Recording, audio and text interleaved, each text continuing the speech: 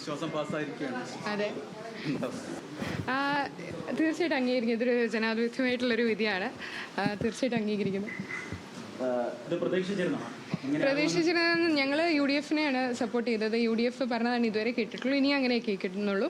അപ്പം UDF നേതൃത്വം ഉള്ള അനുസരിച്ചാണ് ഞങ്ങൾ ഇതുവരെ പോയത്.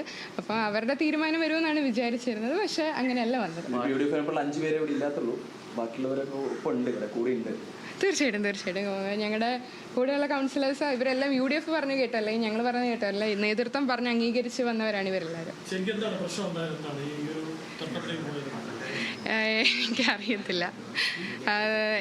നേതൃത്വം പറഞ്ഞ് അനുസരിക്കാതെ എന്ന് പറഞ്ഞാൽ അത് വിപ്പ് ലംഘിച്ചാണ് കുറച്ച് കൗൺസിലേഴ്സ് പോയത്. അവരോട് തന്നെ ചോദിക്കണമായിരിക്കും. ഇല്ല, ഞാൻ പറയില്ല, നേതൃത്വം എപ്പോഴും ഞങ്ങളെ സപ്പോർട്ട് ചെയ്തിട്ടുണ്ട്, അല്ലെങ്കിൽ UDF-ന്റെ ബാക്കിംഗ് എപ്പോഴും എനിക്ക് കിട്ടിയിട്ടുണ്ട്. എന്താ പറയുക, കൗൺസിലറായിട്ട് വന്ന ചെയർപേഴ്സൺ ഒരു വലിയ ഭാഗ്യം ലഭിച്ച ഒരാളാണ്. എനിക്ക് അവസരം ഉണ്ടാക്കി തന്നതും UDF ആണ്, അല്ലെങ്കിൽ കോൺഗ്രസ് നേതൃത്വമാണ്. അപ്പോൾ ആ ഒരു എന്താ പറയുക കടപ്പാട് എനിക്ക് എപ്പോഴും അവരോട് കാണും.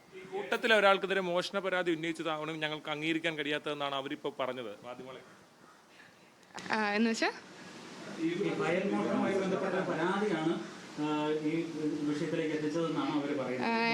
എന്നെ സംബന്ധിച്ചിടത്തോളം ഞാൻ പറയുകയാണെങ്കിൽ ചെയർപേഴ്സൺ എന്നതിൽ ഈ 6 മാസം ഒരു രീതിയിലുള്ള അഴിമതിയോ സ്വജനപക്ഷപാതമോ അല്ലെങ്കിൽ കൈക്കൂലിയോ പിൻവാതിൽ നിയമനമോ അല്ലെങ്കിൽ ഒരു എന്താ പറയുന്നത് ലോ തെറ്റിച്ചു എന്നോ അങ്ങനത്തെ ഒരു ആരോപണം പോലും ഞാൻ ഉണ്ടാക്കിയിട്ടില്ല. അതിന് ഞാൻ വളരെ പ്രൗഡായിട്ട് അഭിമാനത്തോടെ തന്നെ പറയാം.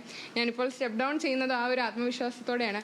ജനങ്ങൾക്ക് വേണ്ടി എല്ലാം നന്മ ചെയ്തിട്ടുണ്ടെങ്കിൽ അല്ലെങ്കിൽ ഈ ഒരു പൊസിഷനോട് കൂറു പുലർത്താൻ സാധിച്ചിട്ടെന്നുള്ള ഉറപ്പോടെയാണ് ഞാൻ പോകുന്നത്. ബാക്കിയുള്ള അടിസ്ഥാനരഹിതമായിട്ടുള്ള കാര്യങ്ങൾക്കൊന്നും ഞാനിപ്പോൾ മറുപടി നൽകുന്നില്ല. എല്ലാം ഒരു രാഷ്ട്രീയ കളിയാണ്. സ്വാഭാവികമായിട്ട് ഇപ്പം നിങ്ങളെ എതിർത്തിരിക്കുന്ന 4 കോൺഗ്രസിലെ കൗൺസിലർമാരും മായ രാഹുലും നഗരസഭ ഉപാധ്യക്ഷയാണ്. അവരുടെ നീക്കം എന്തായിരിക്കും? അവര് ഈ കേരള കോൺഗ്രസുമായിട്ട് ചേർന്ന് ഒരു ഭരണം നടത്താനുള്ളൊരു നീക്കമാണ്. അയ്യോ, എനിക്ക് അറിയില്ല. കാരണം ഞാൻ അതിൻ്റെ ഭാഗമായി അല്ല.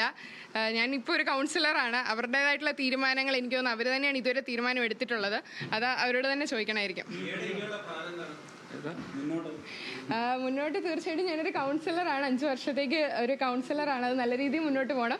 തീർച്ചയായിട്ടും എൻ്റെ പഠനം കണ്ടിന്യൂ ചെയ്യണം, എക്സാമൊക്കെ എഴുതണം. അപ്പോൾ അങ്ങനത്തെ പ്ലാൻസൊക്കെയാണ് ഇപ്പോൾ നിലവിലുള്ളത്.